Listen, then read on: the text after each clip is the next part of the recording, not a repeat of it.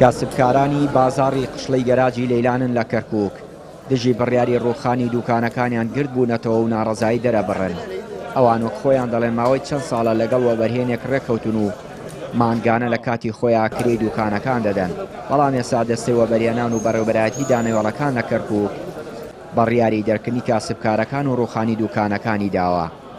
کێشەمان کاکە وەرە ساڵانە وەرگە ساڵانە وەرناگرێ منە دەمێت دوکانەکە هەم بۆ یەک نەفرێک 250 عائلە دەربەدەرەکات بۆ یەک نەفرێک. یا ئەمە حکومەتیە، ئەمە وجدانە، ئەمە زەمیرە، یەهودی بە یەهودیەتی خۆیان تەسەرفە ناکات. 250 عائلە دەربەدەرەکەی ڕزقیانە بڕی بۆ خاتر یەک نەفرێک بۆ بابەت چی بووە؟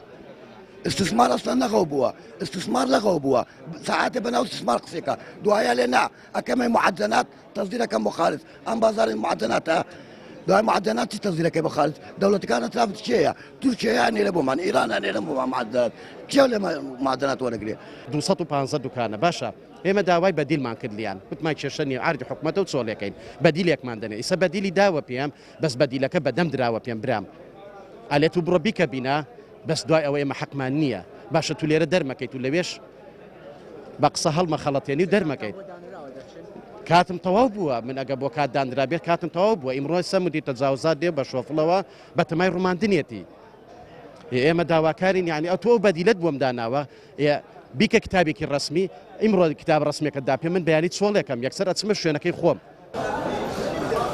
دوکانەکانی بازاڕی قشڵەی گەراجی لەیلان زیاتر لە 250 دوکان دەبێت و مڵکی وەزارەتی بازرگانی عێراقا، بەڵام بە بیانی و زیادەڕۆیی بڕیاری ڕووخانی بازاڕەکە دراوە. ئەندامێکی ئەنجومەنی پارێزگای کەرکووکیش دەڵێت بۆشایی ئیداری وای کردووە دەیان کێشە لە شارەکە بە هەڵواسراوی بمێنێتەوە.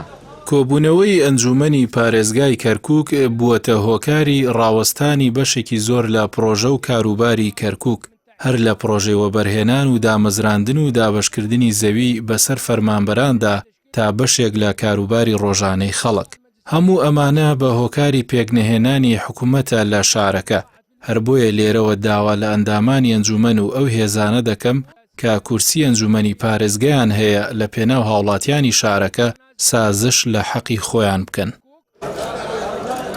بازاڕی قشڵەی گەراجی لەیلان دەکەوێتە سەنتەری شاری کەرکووک، یەکێکە لە بازاڕە کۆنەکانی شارەکە.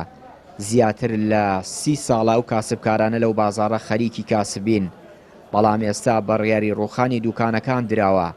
ئەو دوکاندارانە دەڵێن بە ڕووخانی دوکانەکانیان دەیان خێزان بێکار دەمێنێتەوە و شوێن نابێت کاسبی بکەن و بژێوی ڕۆژانەیان پەیدا بکەن، بۆیە بڕیاریان داوا ڕێگری لە ڕووخانی دوکانەکان بکەن. چیانووری کەناڵی پەیام، کەرکووک.